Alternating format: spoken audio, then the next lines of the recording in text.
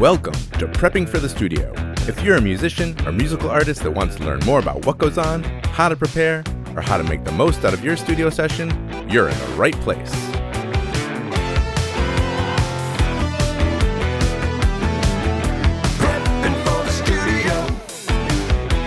Hello, and welcome back to Prepping for the Studio, the podcast for musicians who want to learn more about what goes on in the studio, how to prepare, and how to make the most out of their time and money. I am Roy Silverstein, and I'm joined by my co-host, Brian Schubel. Howdy doody. How you doing, Brian? I'm pretty good. Great. Nice and cool outside. Yes, it's cooling down here in San Diego. We record here at my studio, Rarefied Recording. And this is season 2 of the podcast, and it's great because we have guests this time, and today we have Kumar Tandon. Hello. How you doing, Sam? Good. Yeah. Thank you for having me. You're welcome. Well, it's great to have you. You are a mastering engineer here in San Diego that I've had the pleasure of working with, and a little bit. Brian, you've used Sam a little bit too. I have. Yeah. Great. Yeah, I think I was just kind of reaching out, looking around actually at one point for who else is doing mastering in San Diego, because I kind of only knew like one person who was doing it. And I was like, there's got to be some more people who are like focused on mastering out here. And I found you. And I was like, oh, look at this guy. He's got a nice setup, and he's got analog gear, and he looks like he knows what he's doing, and his stuff sounds good. And so we connected. I'm glad you reached out. It's been a pleasure to work with you on every project, and I think the clients have resonated with the end result. So For sure. Thanks for reaching out in the first place, and You're thanks for welcome. having me on. You're welcome. Yeah, so this episode is going to be all about mastering, and it's just great to get other perspectives. But first, I want to just get a little background on you, Sam, and like, you know, where you grew up and how you got into audio and mastering and all that. Sure, yeah. So I'm Kumar Tandon. I run Rose Quartz Mastering here in San Diego, a dedicated analog mastering facility. I started mastering in 2018 and sort of went full-time in 2020 after being involved in sort of local San Diego music for my whole life. I grew up here, I went to school here, and sort of got my feet wet in working in live sound, mixing front of house. That's sort of how the creating a listening experience sort of started, was working in venues, usually underfunded venues with bands that were really loud and sometimes really DIY. So you know what bad sounds like. Absolutely. It's important. And making the most of a situation where you have suboptimal circumstances, whether you don't have a lot of money or you don't have the greatest acoustics in the room, for example. Yeah. Overcoming all of those things was really what got me interested in audio and in music to a large degree. Mm-hmm. So in 2018, started mastering while I was mixing and recording full time. And then in 2020, when the pandemic happened, I was like, all right, well, I can't really record, and it's hard to consistently get mixing projects, but I think I could try to do this mastering thing full time. And a few years later now, here we are. I think we just closed our 2,500th track like Wow. a few Nice. weeks ago. Nice. So Yeah. going for 3,000 now. I remember when I first met you, I think you were around 900 songs. So yeah, you've already more than doubled that. Right on. Yeah, it's been a busy couple of years, and it's been a big learning experience. I'm working in a really nice room now after previously working in rooms that I had built myself in residential spaces, and learning acoustics as I sort of went. And my business partner, Richie Beretta, he's like acoustics pro, so he came in and treated our whole space. So now I'm working in a space where I really get to continue to learn every day, you know. Nice. We plan to have Richie on the podcast too at some point. He's a great producer and mixer in town. Originally from New York, though. Well, that's great. So yeah, you have this new setup now. And I checked it out the other day. It's nice, really nice. A lot of good treatment in the room. And Richie's stuff is there. So your equipment has expanded, I know. Yeah, definitely. I don't know how much of it you use from Richie, but A couple pieces. pieces. Yeah. Nice. There are a few really nice holy grail analog pieces that I'd have to be crazy not to use sometimes, you know. Oh, yeah. So, okay. It'd be interesting just to get your sort of take on what mastering is. So a lot of people still have that question, you know. It's like, well, what the heck is mastering anyways? Yeah, exactly. And you know, it's kind of funny because from my understanding, it kind of started as like transfer engineer, wasn't that? Yeah. Like, because it was all about like, how do we just get this onto vinyl? Was that Am I correct? Yeah. And make it sound kind of basically the same as the mix. Absolutely. I think a definition that works, that sort of persists through time and as technology evolves, is like mastering is the process where you make sure that your listener hears what you want them to hear. So sometimes that means, making sure that what comes out of the speakers is exactly what the mix engineer and the producer intended. Yeah. Sometimes it's realizing that, hey, maybe that's not what we intended at all, because they worked on it in a room where there was a 9 decibel bass null at 120 hertz, and they were overcompensating by adding 18 decibels of bass over there. Yeah. So really focusing on the intention is what I think mastering is about. It's not necessarily just making it loud or making it sound great on a Bluetooth speaker. It's making sure that the expression of the song is communicated properly to the listener, because ultimately what all of us are here to do, mixing, producing, all of it, we're taking a person's expression of their music and communicating it to other people. Because when they do that in a space with their own instrument and their own voice, they have total control over how they're communicating. When you stick a microphone in front of them and then literally miles of cabling sometimes, like as we process vocals and reprocess them, or not just vocals, the entire signal. Right. Communicating becomes harder. So I think mastering is your last chance to make sure that communication is clear and intentional from the get-go, I like this definition. It's good. very, it's not very technical. It's more emotional. Yeah, I mean, music is an emotional thing, and it's also very technical, well, I'm sure we'll get into that, Yeah.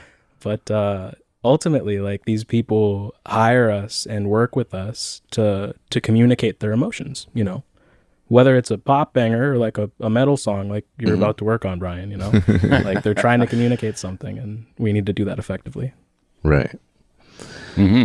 Okay. Yeah. And then what do you think for someone who's out there, an artist thinking about hiring a mastering engineer, like what should they be thinking about in terms of who to pick, how to pick someone? What do you think about that? Well, I hate to use this word again, but it depends on what you're intending to do. A lot of it depends on who you are as an artist, how you define yourself as an artist. Are you a hobbyist? Are you an experienced professional who's deriving their revenue from their music? Or is this your first time? Did you ask specifically, is this your first time? Like, I mean, maybe some listeners have already done a little bit of this and some are brand new. So yeah, it really could be anything. They're going to Joe Schmo down the street to master. Yes. So in terms of picking an engineer, I mean, the best thing you could do is listen to the stuff that they've worked on in the past. And it may be hard to tell if it sounds good or if it sounds, like a well-mastered song, especially if you don't know what it's supposed to sound like. Yeah. Or you don't know what the input was to the mastering engineer. Absolutely. What was their actual contribution to the final sound? It's hard to know. Impossible, basically. That's a really good point, actually, because depending on the market that the engineer works in, they may be getting mixes that are really, really excellent and have been cared for, and oftentimes like that's a $10,000 mix. And then in some cases you're working with a mix that they literally they're paying the mastering engineer, and that's the first time they're paying anybody in the entire process. They're recording it themselves, mixing it themselves, producing it themselves. So depending on which production process you have, whether it's like an advanced sort of production process where you're bringing in professionals or you have some training, all the way to, if you're doing it yourself, I think your engineer choice is going to be different. If your mix is excellent, I think you could go to a low-touch engineer and you'd be very happy, because usually they're not going to mess it up. Now, when you say a low-touch engineer, do you mean just someone who's barely has any experience and it doesn't know what they're doing, or what do you mean by that? Low-touch meaning... Or just touch it a little bit. Yeah, meaning that a mix that sounds intentional already, a lot of people will just not really do anything to it in mastering, which is a good thing if the mix sounds the way it's supposed to sound. So the downside is when you send a mix to an engineer who is assuming that everything that they're getting sounds exactly the way it's supposed to sound, they may not actually catch, glaring mistakes because it'll sound so intentional that it just makes it through mastering, so to speak. I think I'm getting a little lost here. Am I floundering? No, it's like, I'm just worried, low touch versus like, maybe we should talk about that first. Yeah. Like the range of like what a mastering engineer can do. Yeah. And then like the minimum that they can do. Sure. So when you're picking an engineer, it's important to know how much you like what you've already created. So when you listen to your mix, listen to it in the car, listen to it on a Bluetooth speaker, listen to it out in the world in regular environments, try to put it in like a playlist with other songs to see how it feels amongst other songs. Good advice. Yeah. And if it's miles off, mastering just isn't going to do very much for you. Like, to be honest with you, mastering, even like really excellent mastering engineers are not going to be able to turn a bad song into a good one. Because oftentimes the reason that the song doesn't sound good on a Bluetooth speaker is because the arrangement or the production just do not lend themselves well to sounding good on Bluetooth speakers. This is a good point. You can't really rely on mastering to solve all your problems. Or a mixer. Or mixing, absolutely. It goes all the way back to, the song and how it was recorded, I suppose, Yeah, but I mean, even electronic music producers these days, you have thousands of kick drum samples. Why would you ever try to fix a kick drum in an EDM song at any point? You can always just pick a different kick drum. You can always just pick a different clap. You can always pick the sounds that you want to come out of the speakers. You don't need to do it with an LA2A or like an EQ or something. Like, there's no magic necessary. You can just play it the right way the first time. In that genre. Yeah, I suppose I see. Or in any genre. I mean, if you're playing a guitar, like, capture the sound that you want to capture. Like, play the part soft if you want it to sound soft. Don't use an envelope in the mix to make it sound a little more relaxed, like just do it the right way. That's my opinion anyway. But that being said, like, if you've never really been told you can do that, or if you think that there's magic behind the scenes and you've sort of conditioned yourself to think that there's magic behind the scenes, like, you might assume that you can't create the right sound from the start. I think there is a large group of artists that do believe there's magic here. In mastering? In general, yeah. In a any part lot of of the process. steps, yeah. Yeah. Well, it's also easy to talk about. Just make it sound good. Yeah, but it's actually difficult. Yeah, and that's why you you get a lot more when you work with a professional. Yes, absolutely. That's the thing, is even just something as quote unquote simple as recording vocals is totally not a simple. It may be one of the most difficult things to do. Really, capturing natural sounds is something that requires somebody who's practiced that. I won't go so far as to say a professional, because I don't want y'all to come for me, but like somebody who's practiced it a lot is going to be more successful. And by practice, I don't mean like you just do it over and over again until I've done it 10,000 times. I mean, like, are you getting the sound outside of your studio, outside of your space that you intended to capture in your space? That's the beginning of translation. The beginning of translation is making sure that your sound actually sounds intentional in most of your spaces. Because again, room modes, standing waves, stuff like that'll ruin your whole production process, and you lose confidence quickly. Right. And most of you out there listening, if you're working at home, I mean, you're just working in probably just a regular room, right? Like closet. Yeah, maybe you got a closet you're recording vocals in, but maybe you're listening in speakers in a bedroom, and they're just random rooms, and they're just going to have random like big boosts in the bass here or big cuts in the bass there. Especially the low end is where things really get wacky. But it could be high end, also reflections off the wall, mid-range stuff, a lot of potential acoustic issues. So translation is, I think, what you're trying to talk about, Sam, is like when you take this music now out of this space where you've recorded and mixed it yourself, if you're doing that, like what does it actually sound like out in the real world amongst any possible system, right? Yeah. Like mix aside, like we usually talk about translation for the first time at the mix stage. How does the mix translate? How does your recorded guitar translate? How does the vocal that you just recorded translate? Why would you wait until mixing? Like, because then it might take a really drastic change in mixing. Like, for example, the bottom 3 octaves, let's get rid of octave 0. Let's just say octave 1, 2, and 3, right? So what hertz are we talking about here? So octave 1, let's say a low E on a bass guitar, the fundamental there is about 41 hertz. Okay. What you actually are hearing most of the time is the first harmonic of that. Okay. So that's 82 hertz, right? So are you going to boost your fundamental down at 41 if you want to hear it in real spaces, or are you going to boost 82, you know? Because most speaker systems, most rooms are not going to accurately show you 41 hertz. Right. You know, I've got 4 subs in my space. I can hear 41 hertz. And I'll tell you that a lot of the recorded music out there, they got to be very intentional if they actually have a ton of sub down there, you know?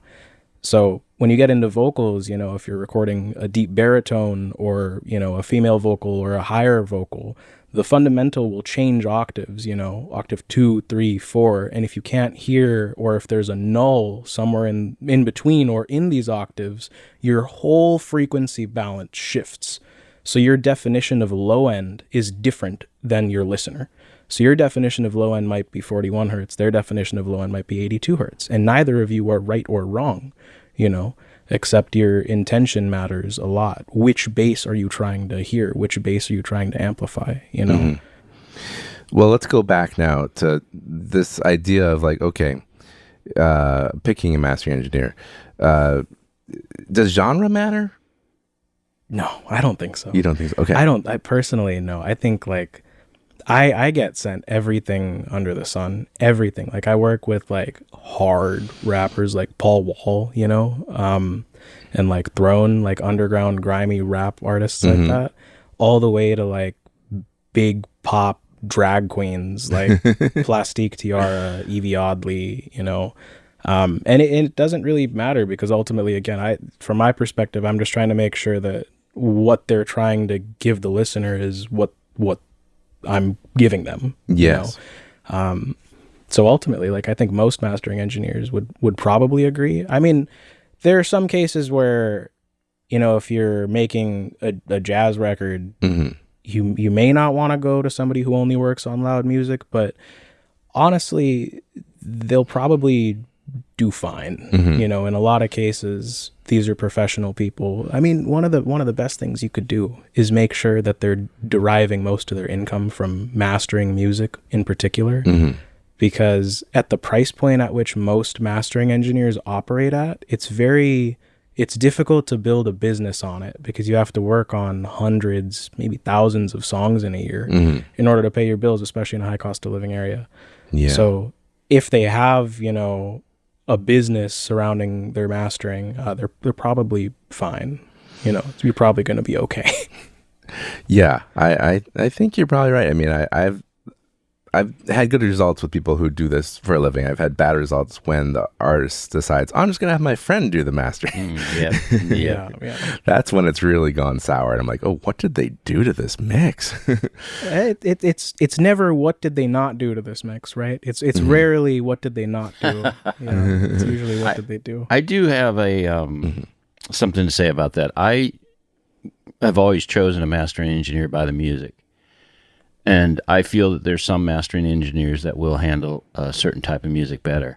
Like I would go to Doug Sax for jazz. I'd go to Doug Sax for a beautiful vocal. And I might go to, you know, somebody different for a metal record or disco or... And did you learn this from seeing the records they'd already done, or just from experience using them in the past? No, through word of mouth. Word of mouth, okay. And, you know, you got to go to this guy for that record, you know, and then trial and error as well. Yeah. I've had bad results from really great guys, and I've had good results from really great guys, you know.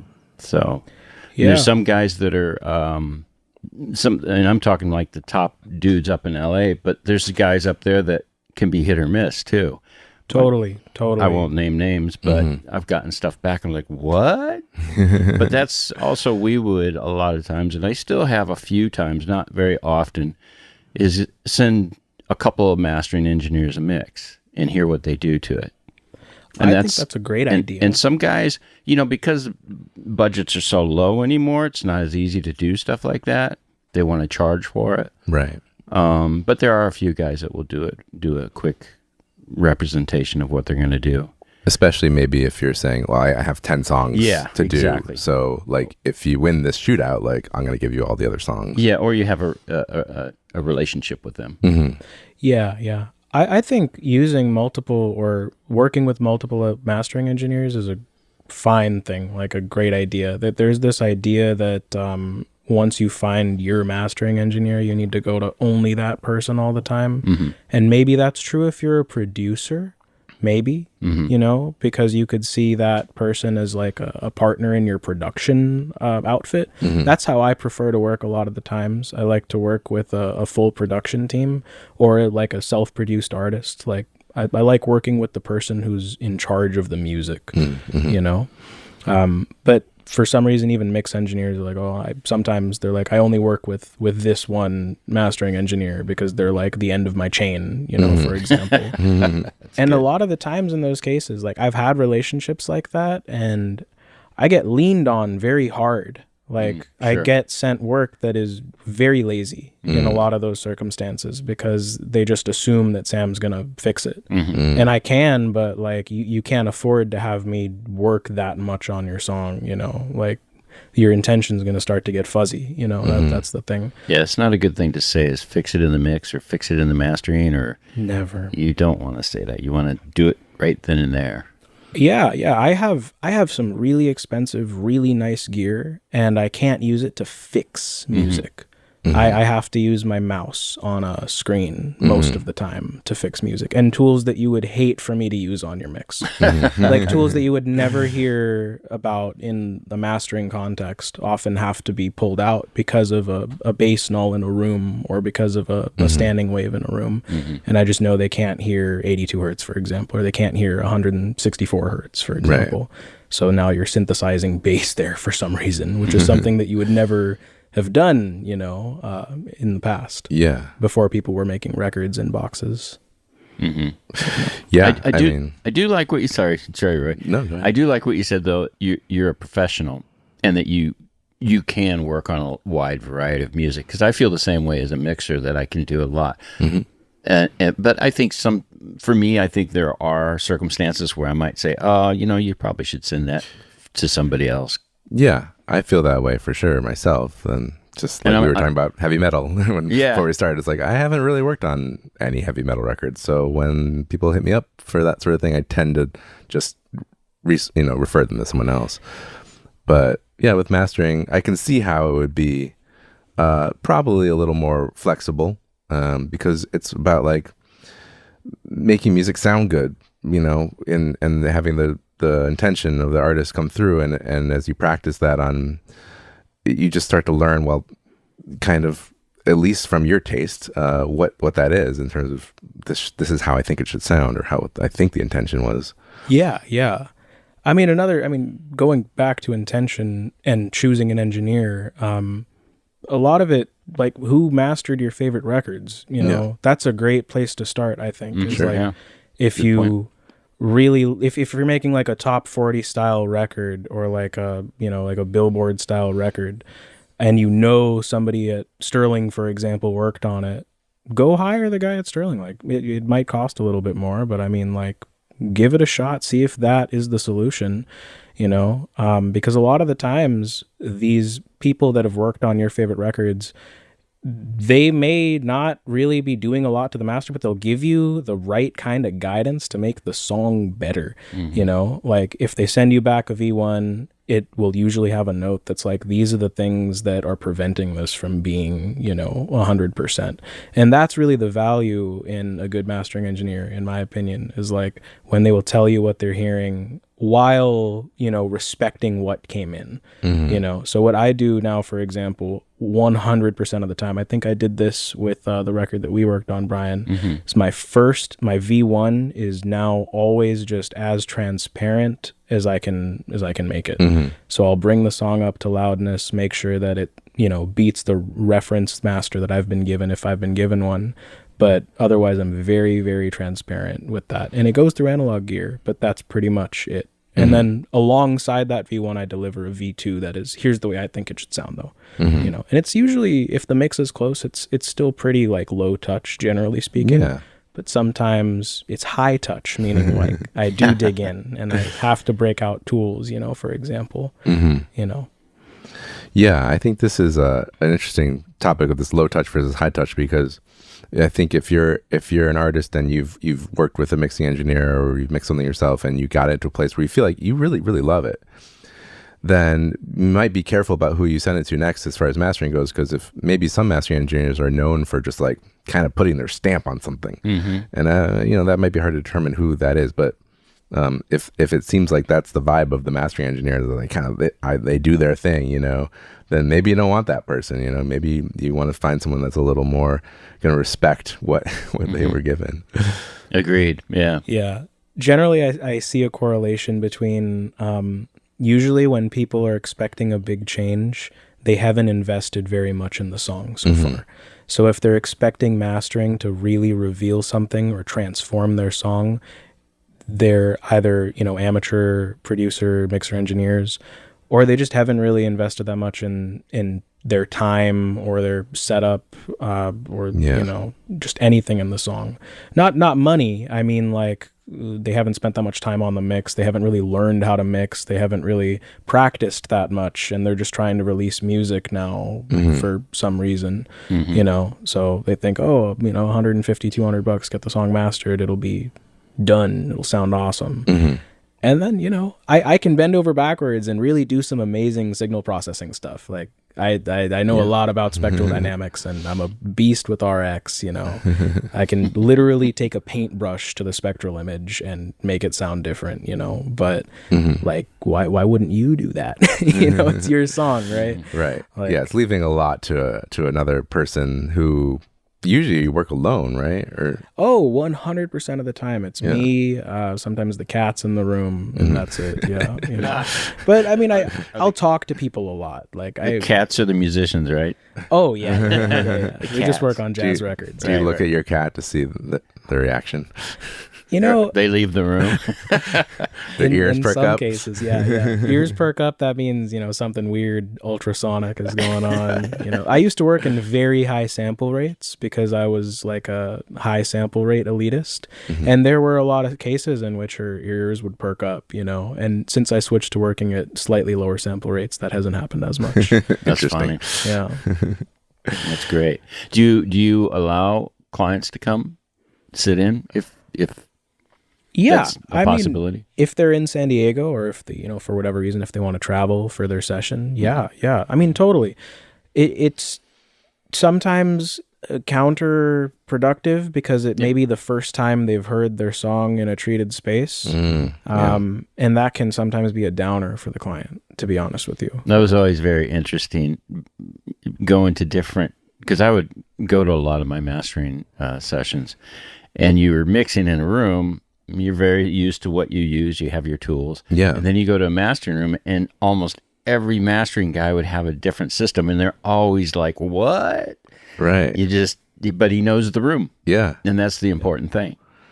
Yeah. I can imagine that being educational, but also confusing. Yeah. Yeah. It kind of becomes counterproductive in those cases because the client won't really be able to provide constructive feedback during the session. Yeah. And you end up kind of just mastering the song with your one hand tied behind your back because you're trying not to, if it needs a drastic change, for example, they're going to know that this isn't the way to do it, and they've traveled out for the session, and the right solution for the record is maybe take this back to production, No, that's funny. Yeah. And I think that should be normalized, to be honest with you. I think that's okay. I think it's all good to spend more time on a song if it just takes more work, Budget permitting, Yeah. I mean, that's the problem, right? Yeah. A lot of times people get to the last bit of money they have mastering, Yeah. That's like mixing too. Roy and I have talked about this. When you have people in the room and you're mixing, you start thinking about them. Yeah. And it's hard to focus and get in a groove. Yeah. You don't just do the thing that would be instinctual if they weren't there, because I might not want them to see me break out the synthesized bass, for example. Yeah. Like there's a big hole in your mix. We gotta fix that. Yeah, I always just feel like things sound different as soon as someone walks in the room. It's strange, but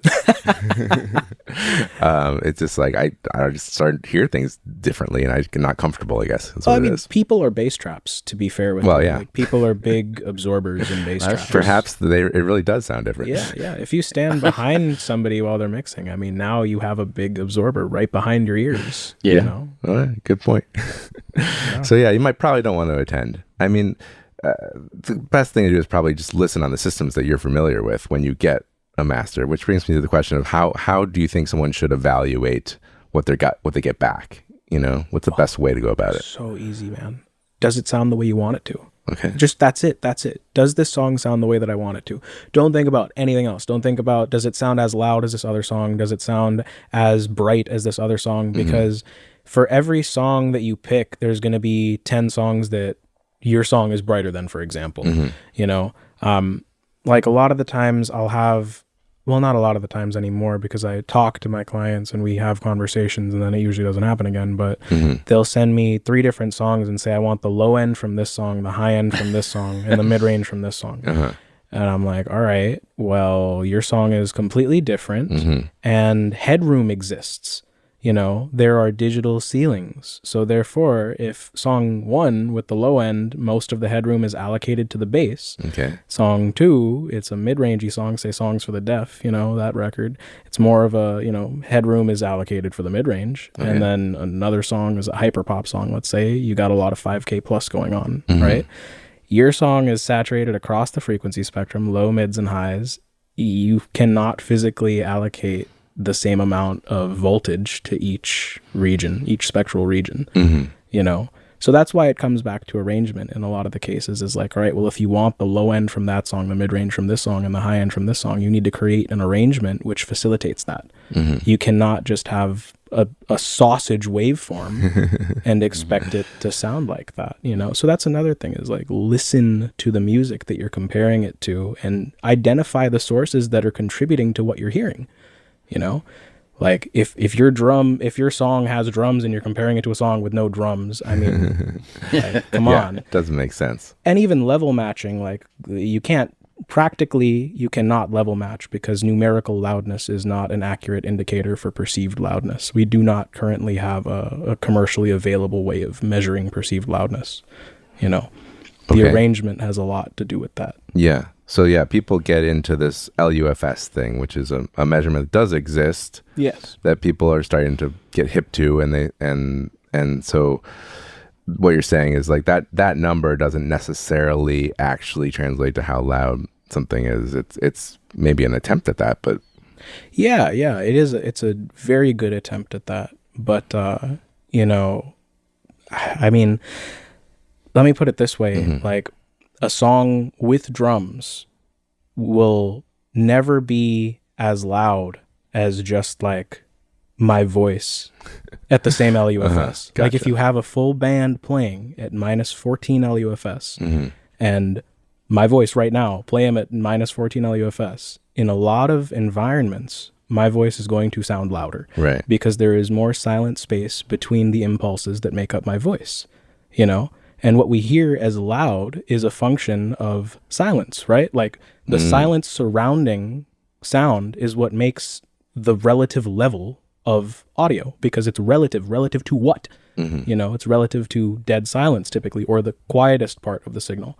So when I'm speaking, the quiet parts amplify the loud parts of my voice. And when you have a saturated recording or a full band recording, for example, there's no silence or very little silence, and we talk about crest factor and stuff and that being a measure, but really what you want is a measure of how loud does it get regularly, and then how quiet is it after it's loud, because that's going to give you an indication of how loud it's going to be perceived to be. So you're talking about dynamics here.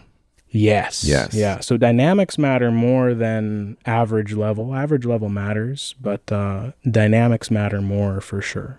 For sure. And I don't just mean like leave your LUFS low. You can crank your LUFS. You can get it hot, you know, and even when it's normalized, like in a lot of cases, the song that short-term maxes at -5 is still going to sound louder than the 90s hip-hop record that, you know, is exactly -14, you know, and that's because of the arrangement. It's because of the dynamics, the microdynamics within the song. Yeah, I mean, I always feel like dynamics are great, and we've lost a lot of that over time. And people have gotten into making the sausage audio that's just like constantly barraging you at like maximum volume, essentially. And I never really enjoy listening to something that sounds like that. I mean, do you agree with that, or what's your take on this loudness wars and loudness and dynamics versus, you know, one versus the other? I find that it really depends on what you're listening on. You know, I've been like a sound freak since I was very young. So I've always had, you know, a stereo set of speakers. But for a lot of people, they legitimately do not listen to music in true stereo outside of their car or their headphones, meaning that they don't have two independent speakers in their home or anywhere other than their studio, maybe, if they make music. So that matters. You know, if you're like an audiophile who sits down with a scotch or a glass of wine and you're listening to music, that's a different activity than, you know, playing music in a club or while you're driving or while you're cooking or something. So who you are really has a lot to do with, you know, good sound, quote unquote, because, you know, if you're like heavy into weightlifting, for example, and you listen to mostly like rock records in a gym, you want it to be compressed, man.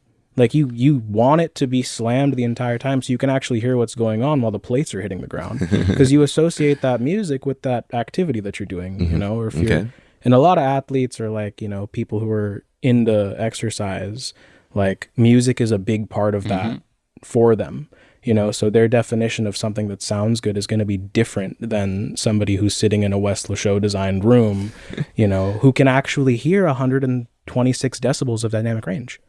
Because in that gym, you do not have 126 decibels of dynamic range. You have maybe 5, you know? Right, yeah. Plus they have AirPods, you know, in their ears, you know. And the thing with AirPods is that they're good, you know? Like consumer grade headphones are good, but they still demand a certain level of compression, really. You know, the dynamic range is still relatively constricted, especially because a lot of them use, you know, noise suppression and noise cancellation, which all affects, you know, what's coming out of the drivers at the end of it.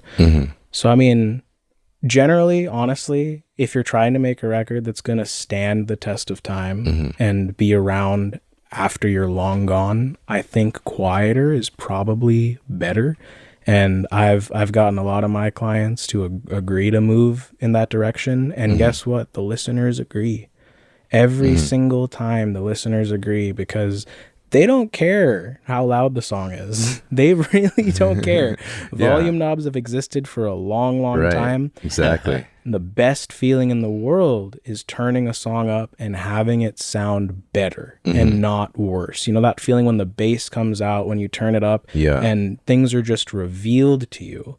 That's the experience that I want to create for a listener. And that's usually the experience that my clients want to create for a listener. And usually that doesn't happen with a very bright or very bombastic or very saturated record. But we can do that too. We got a lot of cool tools to do, you know, the bright, saturated stuff, especially if it's pop music, you know, if it just has to stick around for 6 weeks on the charts, we can do it, you know, all good. Yeah. I mean, I guess it comes back down to the intention of the artist. So, you know, as you listeners out there, you got to think about, well, what do I want this to be like, you know? And if you want it to be just like screaming out constantly and just in your face, like, well, okay, well, that can be done.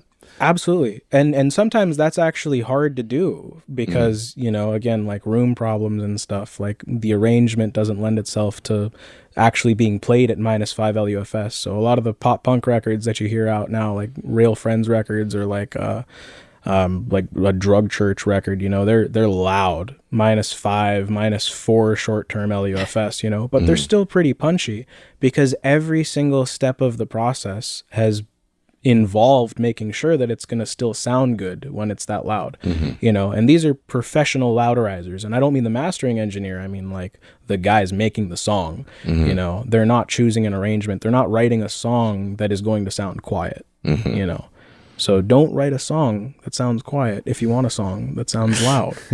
Simple as that, really, you know? Yeah. It goes back to all the way to the song and the recording process and all that. Yeah. Like, what are you trying to do, man? Like, simple as that. Like, where are you trying to end up? Why are you doing this? You know, like a lot of the times I'll get, we need to release it on this date. And I get the mix and it's just not even close. Like, like I can tell that like this isn't what they're trying to make. Like if I send them back their mix, they'll probably be happy, but their listeners won't be happy. So I'm like, all right, you say that you need to get this out at this time. You have 2 monthly listeners on Spotify. Why do you need to release this at this time? Like, why is this date like the date of your release? And they're like, oh, well, it's Halloween. You know, like that's why. I'm just an arbitrary example. Yeah. You know, it's Halloween. You want to release it. I'm like, all right, well, the song isn't as good as it can be. And I think you know that. You know, I think you know that. So I can try to save it if you want me to, but you'll probably be better off spending another couple weeks and then coming back, you know? And that's usually the answer in those cases. It isn't, you know, pull out the crazy tool in mastering, and it isn't send it to another guy who's just going to send you back the same thing, you know?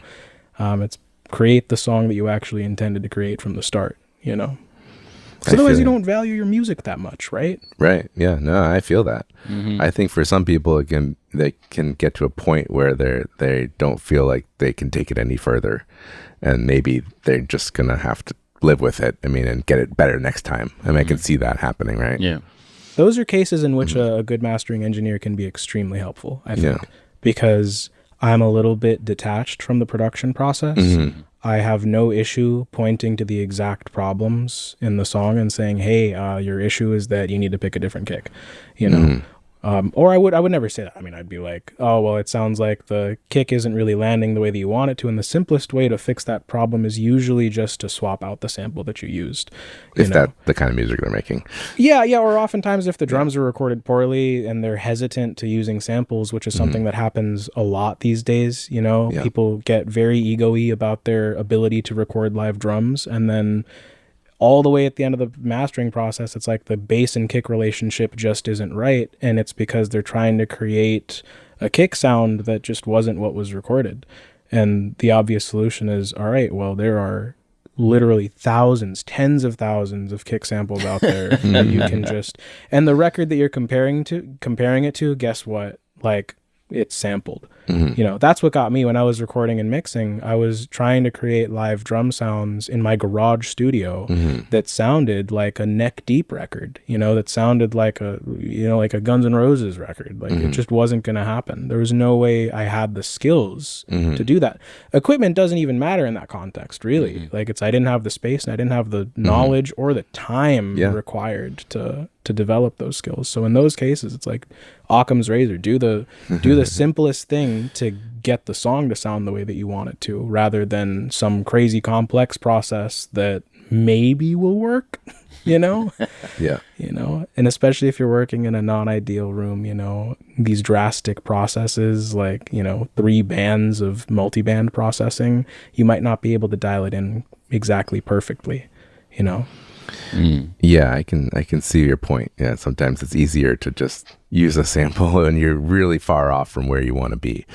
And that's why it always comes back to the first process is the most important, being, you know, writing the song, and then, you know, creating the arrangement, producing the song, and then mixing is less important and mastering is the least important, really. You know, it should be anyway. If mastering is the most important process of your chain, that's weird. Yeah. It's weird, Something's off there. Like if you don't love the song until it's mastered, you got a bad song. It's a bad song.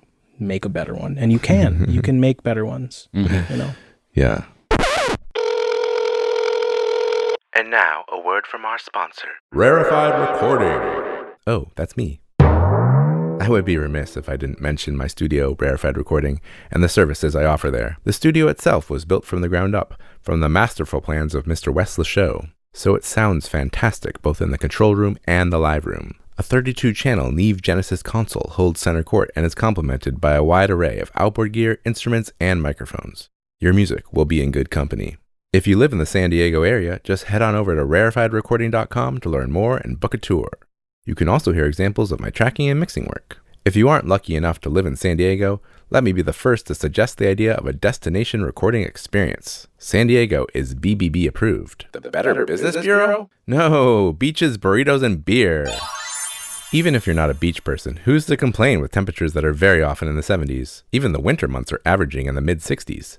And being relatively dry, rain is unlikely to get in your way. The studio is very centrally located, and you can get to just about anywhere in the area in 15 to 20 minutes, even Mexico. And while burritos are technically not a food you find in Mexico itself, San Diego has taken the concept to blissful culinary heights. You can't go hardly 100 yards here without running into a little taco shop that will be 10 times better than whatever options you have in your town. If Mexican isn't your thing, no worries. There are tons of great restaurants in the area, including a barbecue place 3 blocks away that rivals anything I've tried in Texas. And adjacent to it is one of over 150 craft breweries in San Diego. If you love beer, we gotcha. The West Coast IPA style is a specialty here, but we've got brewers doing all kinds of beers, and several have tasting rooms in walking distance. Did I mention that accommodations are available? So head on over to rarefiedrecording.com and reach out for a quote today. That's RAREFIED recording.com. And now back to the episode. What are your thoughts on mixers who just master their own stuff? Is that valid? What's up with that? Hell yeah, it's valid. Absolutely. You can do anything. I think you can do anything. But particularly like if you're creating a mix that sounds exactly the way that you want it to, don't master it. Mm-hmm. Don't master it. Why would you master it? What am I going to do to it if it's perfect? If it's absolutely perfect and I run it through, $100,000 of analog gear, I've probably messed it up because it was perfect before that, right? And everybody agreed that it was perfect before that, So, I mean, there are a lot of mastering engineers out there who say like, when you're working with a really high quality team, I'm a dithering expert. What is dither for those out there who don't know? Dither is the process of masking unwanted digital artifacts that may arise when you're reducing word length or bit depth, as it's now referred to. So, for example, when you're mixing, you're usually mixing with a 32 or even 64-bit domain, right? So when you create your mix for mastering, hopefully you're sending a 32-bit floating point wave file, but sometimes you're sending a 24-bit file to mastering. I might even say usually you're still sending a 24-bit file to mastering. I certainly am. Yeah. So you have the option of dithering your mix or your master when you go from a 32-bit domain down to a 24-bit domain. There are conflicting opinions as to whether or not dither is strictly necessary, and I think that all of the arguments are valid. Like if you have a system that is, mastering grade or like really clearly audiophile grade where you can hear, again, 130 decibels of dynamic range, then yeah, you probably want the dither because the dither noise is going to mask the little bits of jitter and gross digital artifacts that come from reducing word length. But if you're working on a song that doesn't even have a noise floor that's that large, if there's no silence, I mean, the noise that you're going to be masking is already so below what you're hearing that it doesn't really matter. Yeah. Just for the record, I tend to dither because I have this crazy like nightmare of this like bright-eyed, young audio student opening their master and then pulling up white noise dither and in like inverting the phase on one to make sure that the dither was applied. And if it wasn't applied, he's going to send me an email like, "Hey, why didn't you dither the song? You a real mastering engineer?" That's funny. Yeah, I think 99.99% of people do not need to worry anything about dither. Yeah. Yeah. You don't need It's to way do in the it. weeds. I'm surprised the True Peak hasn't already been brought up here today. Okay, well, I guess that's sort of along with LUFS, one of these numbers that Yeah. have become out there more and more. People start asking about, like, okay, like, what should the dB LUFS be for the song? What should the dB True Peak be for the song? What is dB True Peak, and what do you think about it? So peak levels, you got sample peak or PCM peak, which is the digital peak of the audio, so the loudest in the audio passage. And the true peak, dBTP, also known as intersample peak, is a calculated measurement, meaning that it's, a theoretical measurement of what the reconstructed waveform would be in the analog domain. Mm-hmm. So your sample peak may be minus 0.1 dB, minus 0.1 dB full scale, relative to full scale. And your true peak might be positive 1.5, meaning that when it's reconstructed, after it goes through a digital to analog converter, the sine wave will actually go above digital zero. The thing is that zero is not always zero. You guys come from, analog backgrounds. So digital unity and analog unity are very different things, So in a lot of cases, older records especially, they have true peaks that are like positive 2, positive 3, even 5, like 5 decibels over zero, right? And in recent history, people have come out and said that, hey, if you actually just limit your true peak to the same level as your sample peak, it'll prevent distortion when it gets converted by a DAC or when it gets encoded into a lossy format. And that's, largely true. Yeah, it will be cleaner, meaning that there will be less distortion imparted on the audio passage if you keep your true peak level at or lower. I mean, it's not possible for it to be lower than your sample peak, but if you keep it at or just slightly higher than your sample peak level, you will get less distortion, But what's causing the distortion? What source within your song is causing the distortion? Is it the snare drum? Could it be the snare drum maybe? Because if it's the snare drum, I hate to say it, but if you're peaking over zero, you just bought yourself like almost 2 decibels of extra snare level that comes from smashing your encoder or your DAC. And that now becomes part of your mastering chain to some extent.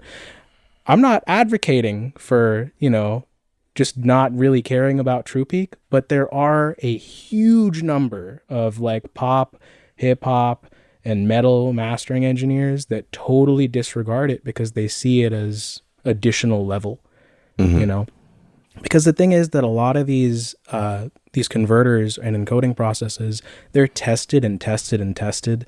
They've chosen algorithms that will produce the most favorable distortion usually. And again, it all comes back to intention. Like if you really want your listener to hear exactly what you intended, you should worry about true peak. You should absolutely be concerned and try to keep your true peak levels at or just slightly above your sample peak. But if it really is just about like hitting hard, go for it. It doesn't matter. Sample peak, pay attention to that, but totally disregard true peak if level is your primary concern. I think what you're talking about is really interesting, but I think for your average musician who's hiring a mastering engineer, they're not going to understand any of that stuff. Yeah. And so what for that average person, I mean, should they be telling their mastering engineer something to do as far as LUFS and dB True Peak? Or should they just let them do their thing and then listen to it and be like, yeah, it sounds good? In terms of true peak specifically, I don't think it's ever worth bringing that up with a mastering engineer. I would leave that topic in particular up to the engineer, because they'll be equipped to determine what is actually causing the distortion. And again, if it is something like a snare or like a loud impulse that is supposed to be loud and will maybe benefit from, a clip sound or like a saturated sort of sound, they're best equipped to deal with that. In terms of LUFS, there are certain situations where it can be beneficial to bring it up with an engineer. But I mean, those are cases in which you're creating a podcast or you're creating film masters. Yeah. Or you are creating something that is specifically for radio broadcast. Or you just really don't want to have streaming services mess with their music at all. Yeah, because what happens, like if you deliver something to streaming that is very loud, like way above their kind of what they are trying to aim for, which is typically like minus 14. Is that? Yeah, so they use, it depends on the streaming service, obviously. Most people are usually talking about Spotify. Because they all do them differently. Right, they measure their LUFS version is actually measured slightly differently. Correct. And correct. their spec or whatever they're sort of trying to normalize everything to is different. Yeah. They measure percentages of your audio and ignore parts that are significantly quieter than the meat of it. So in a lot of cases, what you will measure is not going to be what they measure. For example, if you have an intro that is really quiet, it'll just disregard that. And it'll only measure the meat of the song. And you may have been counting on that intro bringing down your integrated loudness number. Does that make sense? Yeah. Because if you cheat that and you say, oh, well, half of the song is really quiet and then the other half is really loud, which is how a lot of pop songs are made. And that's how they actually do that, is over half of the song will be half as loud as the big part at the end of the song, or usually 2/3 of the way through the song.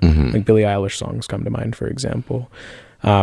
And that's an example of an arrangement that's built to be loud because it's got, quiet parts and then a loud part. And it's not going to be penalized super hard by normalization because only certain portions of it reach minus 4 LUFS. The bulk of it might be minus 18. So when you average it together, it's quite reasonable. So if you're trying to avoid any kind of normalization, like you just want it to be put out exactly the way that the level that you pick, you might have to create different versions for each streaming service because they all normalize to a different LUFS. And again, peak level is always 0. You can't go above 0. Yeah. So honestly, like, make your song the level that it sounds good at, Right. And in that context, LUFS does not matter. Don't bring it up to your engineer. It absolutely doesn't matter, Yeah, I think, that's the thing is like, maybe as a mastering engineer, you feel this way too. Like, as you're mastering something, you start bringing up the loudness, and at some point, it starts to fall apart if you push it too far, right? And so it feels like there's just kind of like a natural place where maybe this is as loud as I think this should be, like regardless of a number. Yeah. I mean, I will say that. So the three of us would know all about the equal loudness contour, of course. And that doesn't necessarily just apply to sound in physical spaces. So, for example, if your mix is dynamic, meaning like if the average level is like minus 12 or under, let's say, and it does actually hit 0, like your peaks actually are hitting 0, like your snare drum is actually as loud, occupying the entire dynamic range, you might actually have more bass and more high end in a song like that than a song that has a much higher average level, say minus 5 average level, and then your peaks are still 0. It can't take as much bass and as high end at that end because it's going to start triggering the limiter disproportionately. Or you might not use a limiter, you might use a clipper or something. But the point being that your EQ balance has to shift. And your, not just EQ balance, but your spectral dynamics balance has to shift as you change the volume of the song, whether it's up or down. Just even if you're adding transparent gain and it's only getting like a decibel of reduction, it's taking something out. It isn't just imparting distortion, it's turning part of the signal down. Yeah. And a lot of limiters these days, I think it's really cool that they have a delta mode, and you can actually hear the difference between the original signal and what is being limited out, and that includes the distortion. And that's an excellent way to solve problems. For example, you can listen to the delta and hear that, oh, the 60 hertz in the kick drum is way too loud, and that's triggering this distortion, and I can hear it when I hit this delta button, and then you can fix that and you can squeeze more level out of it while retaining the structure of what you created, but in the context of like your mix sounds exactly perfect, turning it up even a tiny bit is going to change the entire balance of your music usually, and that's why, a lot of mastering engineers are low touch or high touch, because even just analog gain is different than digital gain, for example, linearity and harmonic distortion and such. Right. Okay, well, let's move on to some other topics. You briefly talked about like, oh, you might need to master something differently depending on the platform. But what about like depending on the type of releases that you're doing? Because some people might be releasing vinyl, possibly cassette these days. That just came up the other day when we were talking, and CD perhaps still, streaming of course. What should someone be thinking about when they're going to do multiple types of releases?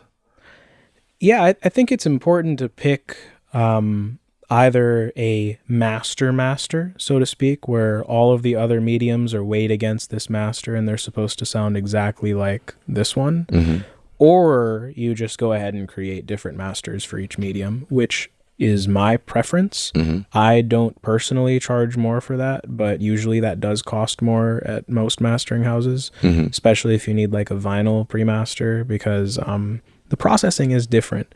A lot of the times when you're sending something to a vinyl manufacturing house, they have the tools to solve problems in the audio that you send them. Like, for example, they'll be able to make your bass a little bit more mono, for example, if they need to, or they'll be able to use a de-esser to get rid of really harsh sibilants, which can cause distortion on a vinyl medium. But they usually don't have the best monitoring in those places. So they're going to be working strictly based on, some monitoring, but really their meters, their eyes, and the results of what they're cutting. Whereas if you're familiar with the way that a lathe works, and if you're familiar with how vinyl sounds, it really pays to create a pre-master, a digital pre-master that contains side A and then a separate one for side B with all the timing on it, and already accounting for a lot of the problems that the lathe is going to have, for example, with S's and stuff. Right. So you're looking at, the high end on the S's, you're looking at the low end and making sure that you're staying away from things that might cause problems when you're trying to cut this to vinyl. Yeah, or for example, upon playback, needle bouncing is not that common anymore. Usually like modern technology, especially for vinyl, is excellent, but there are some anomalies, especially as we get more records that are created with more and more unnatural sounds. The groove movement is just crazy in a lot of these cases. So sometimes you have to process things in such a way that the needle's just going to track a little bit better, and that's where having a separate vinyl pre-master is more advantageous than just sending the digital master to vinyl, for example, which is what 90% of the records that are released to vinyl, they're just copies of the digital on vinyl, and most people are playing them on $120. They don't care. Like, it doesn't matter. And I guess they're relying on the place where that's actually making the records to adjust things as needed. But as you said, like, that's usually kind of almost like a factory setting. They're like, I don't really know, but like it doesn't seem like they're going to necessarily be in a really nice mastering facility while they're cutting this thing. Like they might just be in a more industrial sort of space, or something. In a warehouse. A warehouse somewhere. They're making some decisions for you that might be a little bit suboptimal. Yeah. And you also have the option of going to different engineers for different mediums. Like, I am extremely comfortable with digital masters, like creating production masters using analog equipment, but that's ultimately going to be played back in a streaming environment or from a CD or like Tidal or something, high res. I'm very familiar and comfortable doing that. And I'd say I'm decent now at creating vinyl pre-masters, but there are guys that will create a master vinyl for you, and you send that to the duplication house. So instead of sending raw audio to the manufacturer, you're sending them a vinyl and saying, hey, copy this. That's how real records are made, as you know, like that's how it should be done, so to speak, you know? Okay, so instead of sending a digital file, you find someone who actually can cut something for you, and that is used to then do the next processes. Yeah. So that's what real vinyl mastering is. What I do, I create a vinyl pre-master, which is a digital package, basically. So you get side A of your record and side B of your record as 32-bit floating point wave files, two of them. And you also get a PDF cue sheet, which outlines the, you know, whether it's 45 or 33, you know, or whatever speed it is, the name of the record, the artist name, like all of the metadata, basically, like all the crucial information about the record and all the timing. Exactly. So that's what gets sent to, that's what you'll get from me. What you would get from like what I would call like a real vinyl mastering engineer is a vinyl, you know, like acetate. Yeah, exactly. I have a couple. Nice. You'll get an actual, you know, a record that you could play a few times, you know, it won't be as robust as a, you know, a real lacquer, but you'll be able to listen to it and check to see how it sounds on your system, you know, and then that exact record is what is sent to a duplication house, and they'll go ahead and create 1,000 or 500 or whatever. Budget is obviously the main determinant factor. Most people, these real vinyl mastering engineers, they charge a lot of money for this kind of work because they're cutting the record and using all of the fancy equipment that I have, you know, in a really nice room that can also accommodate, you know, a huge machine that is a lathe. Right. You know, and these are people that need to be treasured, and they're endangered. You know, so we should support them in all honesty, you know. What about cassette? I'm curious about cassette since it's made a little bit of a comeback. Like, what do you do different for a cassette release? So it depends on the type of cassette. So there are two primary types of cassette that are put out, and I'm blanking on the names, but there's like type A and like type something else. And they have slightly different spectral dynamics curves. So depending on the cassette used, you may have to... It usually has to do with like high end and bass. Like something you'll find a lot in mastering is like accommodating for things like above 2 or 5K, depending on the medium, and then like below, I don't know, 150-ish hertz on the low end. Because different mediums have different extremities, so to speak. It's crazy to think about 2K or 5K as an extremity, but in these cases, like on these mediums, they were created at a time where speaker responses were like 5K was high end, 10K was high end, you know, like really high end. And now we're thinking about 20K as something that you should, you know, be constantly worried about in the digital domain, obviously.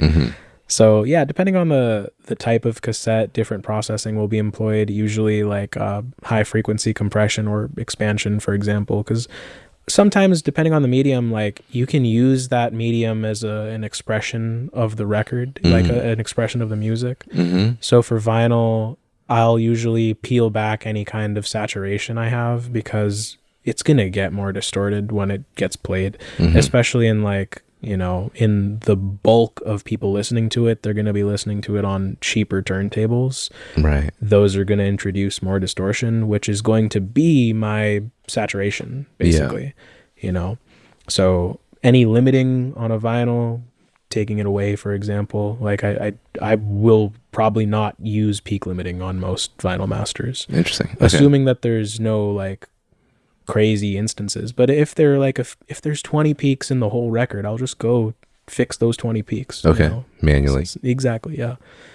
Which is a whole other topic. Oh my gosh, that's a whole other we don't topic. have to go there. Yeah. That's like mastering 301, you know. Okay, so if you are a musician thinking about releasing to vinyl and streaming and maybe cassette or something else like that, like it sounds like there is value in getting some different masters for each of those. Yeah, assuming that you have music that you care about and want to. Yeah. I mean, the thing is, man, like a lot of the cases, if you're trying to break into mainstream, which is what a lot of musicians are trying to do, like they're not necessarily making music that is like them speaking from the heart or like trying to communicate anything deep and dear. If they're just trying to break into mainstream and make money, create revenue as a result of their music, then you can go ahead and just take shortcuts, I guess. Yeah. You know, but you better have an awesome digital master.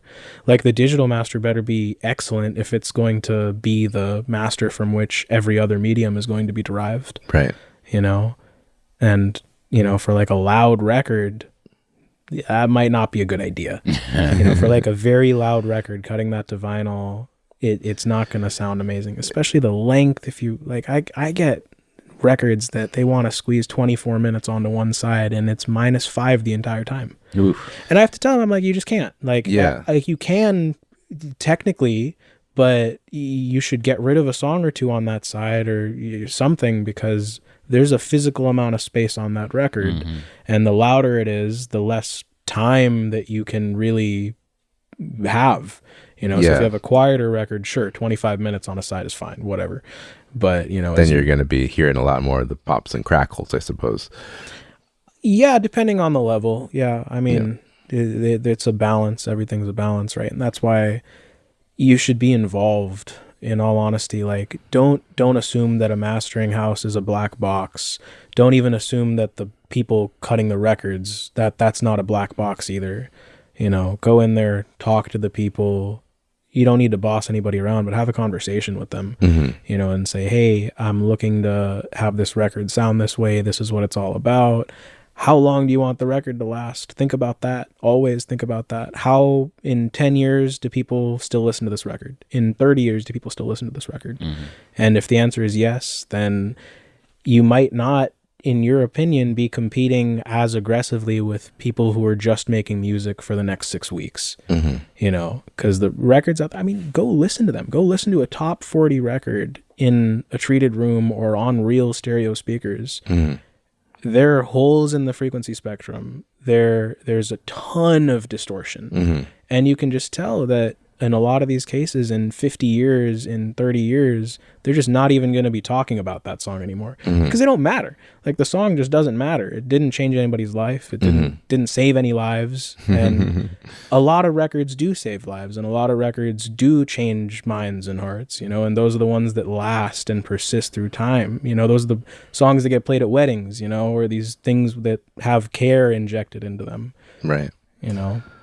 Speaking of black boxes, we have to talk a little bit about things like Lander or these other automated mastering services where you just upload your music. Waves now has one. Yeah, too, there's more and more of them, especially with AI is being a thing now. Like, there's more and more of these things where you don't need to hire a person. You just use this kind of relatively inexpensive service, and you get a mastered version of your song back. What do you make of this at this point?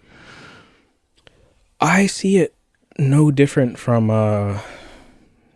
any tool, really. Like, think about Ozone. Like, Ozone has been around for, like a decade now, that you've been able to do the hit the button and then it will master your song for you. It's an Isotope product, yeah.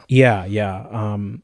And that's fine. Like, a lot of people get good results from that. And I don't mean, like, good, like, by an arbitrary standard or like an objective standard. I mean, they get the sound that they want from Ozone mastering, you know? Okay. And you can do the same thing with Lander. You can absolutely do the same thing with Lander. Again, if you've created a mix that you really like, you probably can't do that with Lander because it's not low touch. There's no way that these AI tools are going to be as low touch as a lot of good mixes require you to be. Like, an AI engineer is never going to be a dithering expert unless there's a button that says just dither the song for me, you know? But sometimes they have some parameters that you can play with, right? I haven't actually used these things, but... And that's why I think that they're actually, I would say that they're a good tool. I would say that if your budget is low and you honestly, like, if you have a conversation with yourself and you think, I don't know what I'm doing, or I need to learn more, I think that Lander and other, like there's Mixea, I think, is offered by DistroKid. There's a bunch of, you know, GPTs that can master your song now. I think playing with them and listening to the way that because people code these tools and people have an idea of what music should sound like, it can be informative to hear what these tools would do to your audio. And if all of them sort of have a general trend, you might have something to look at in your mixes, for example, or in your songwriting or in your production, whatever it is. In terms of using them to create a professional like end result, I know people that have done it. Okay. I know people that have done it, and to be honest, like the results that they create blow a lot of real engineers out of the water, because they're able to go and tweak their exact little parameters, and more importantly, they're able to send in mix after mix after mix after mix. You can't do that with me. You can send me one, like you can send me one new mix. Totally. That's all good. But I have a chain, man. Like I use analog gear. I have to sit there and wait for it to warm up. I have to wait for your songs to play through and then recapture it. You know, like I have to charge for a bunch of new mixes, where this AI, you can keep tweaking your song on your end and then get the exact result that you're looking for. That's beautiful. That's awesome. And you need to spend like $10 a month to do it, you know? And again, that's why it all comes back to intention, honestly. You know, is like, what are you trying to do? How much control do you want to have? If you're creating an epic mix that is beautiful, you probably won't even be thinking about AI. If you're thinking about using AI, you probably aren't experienced enough to really, you know, consider anything else yet, right? Yeah. Sounds like it's a good tool if you're on a major budget and you just kind of want to get something done. It's probably better than sending it to your friend who really doesn't know what they're doing. I think majority of the time I hear anyone wanting to use Lander or one of these AI tools is because of budget and time. They want it right away. And they don't have the money. I think applying the same methodology that I just outlined, where you send in mix after mix, is the best way to do it.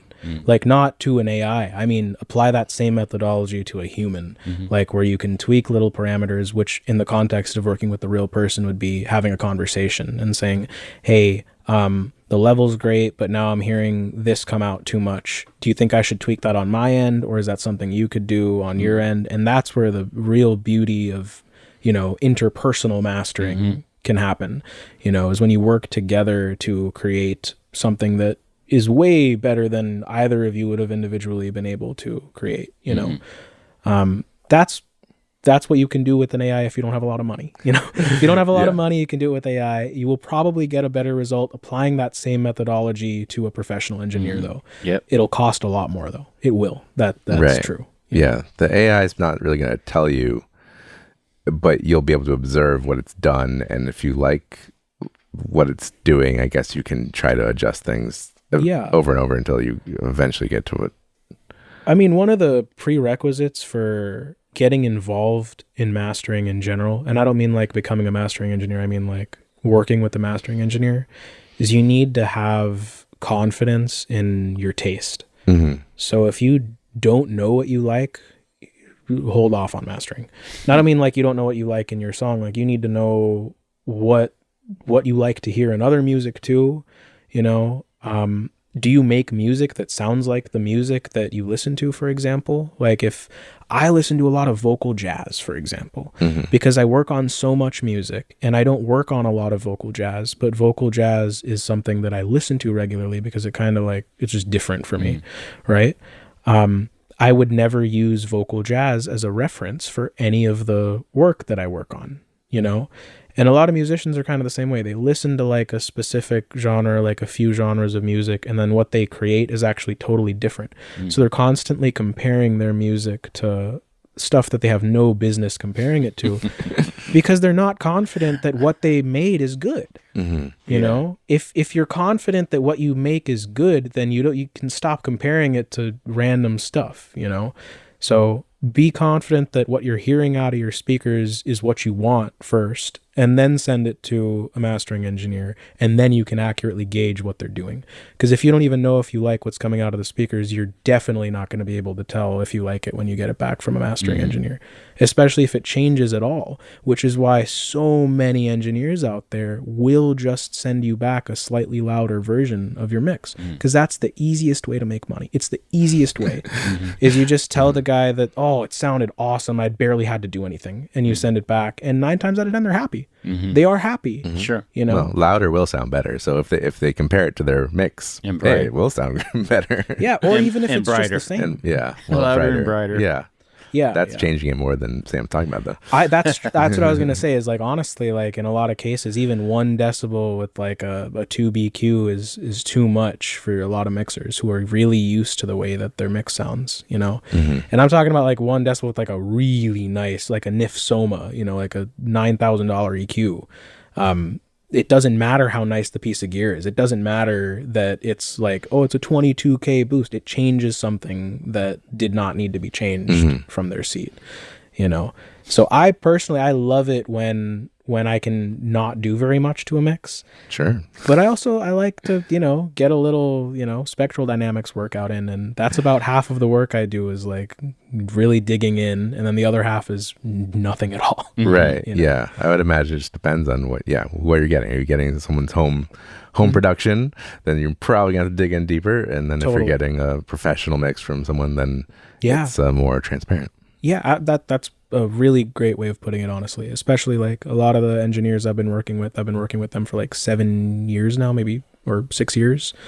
And as they've gotten better, I'm doing less and less because the bus processing that they maybe should have been doing, mixing into earlier, I no longer have to do it because now they're doing it. So I don't even have to turn on the unfair child or anything like that. Like I can just now put a limiter on it, take it through the analog chain, we're good, you know? Yeah. I always say the better the mix, the less the master does. You're going to notice less difference in the master. Yeah, the mixes. Yeah. Absolutely. Yep.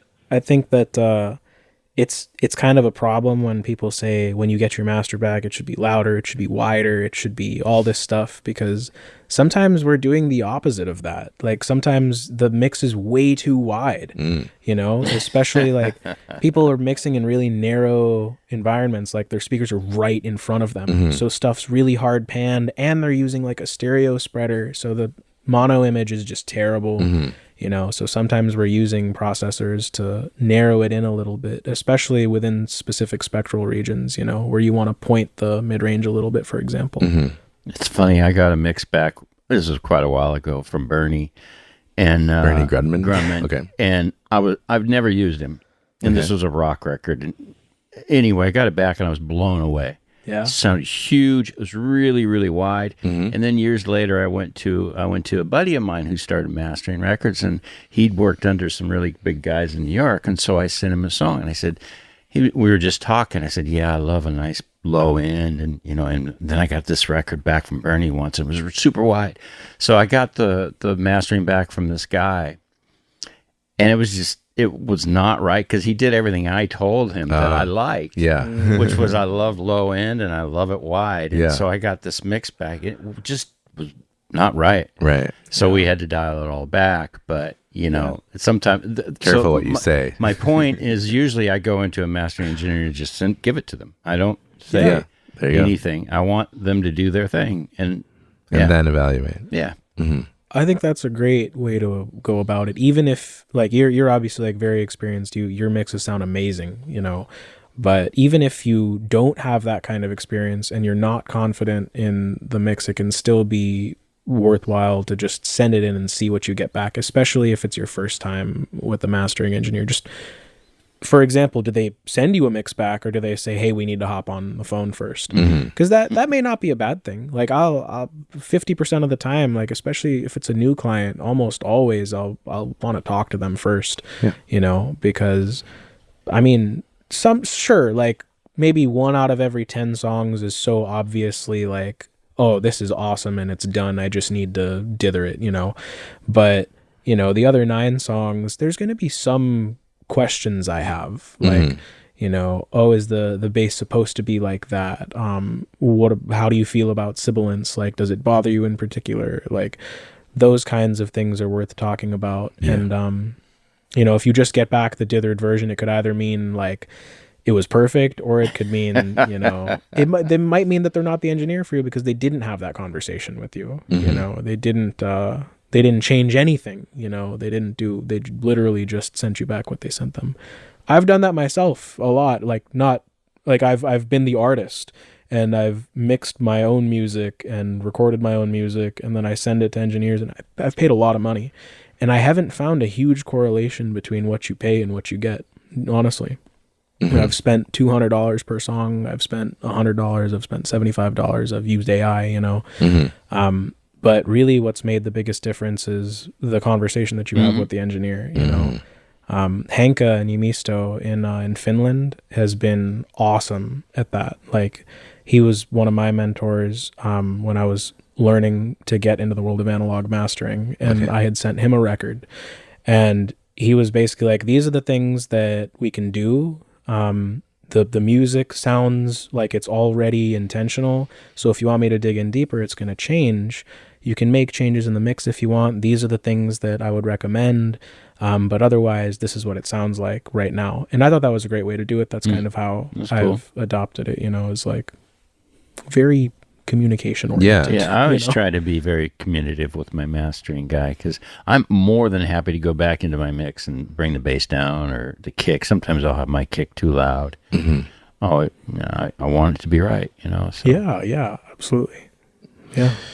Well, I think we gotta wrap this up, but thanks so much for coming on, Sam. If people want to find you, where would they go? Well, my website is a great place to go. It's rosequartzmastering.com, and you can find me on Instagram at Rose Quartz Mastering.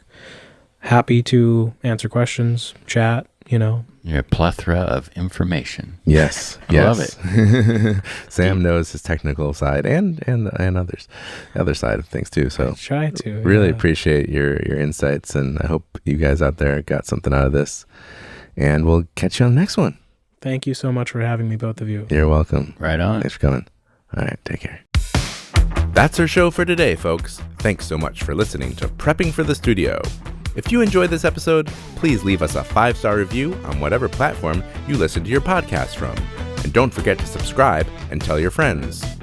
Episode info and my ebook, A Musician's Guide to the Recording Studio, are available at preppingforthestudio.com. If you have any questions, feel free to reach out there. Prepping for the Studio was recorded and edited at Rarefied Recording by me, Roy Silverstein. Theme music written by myself and Ariel Levine. Performed and recorded by Ariel Levine. Many thanks to my co-host Brian Schubel and you. Best of luck to you and your musical endeavors. And remember, as Alexander Graham Bell once said, before anything else, preparation is the key to success. We'll see you next time.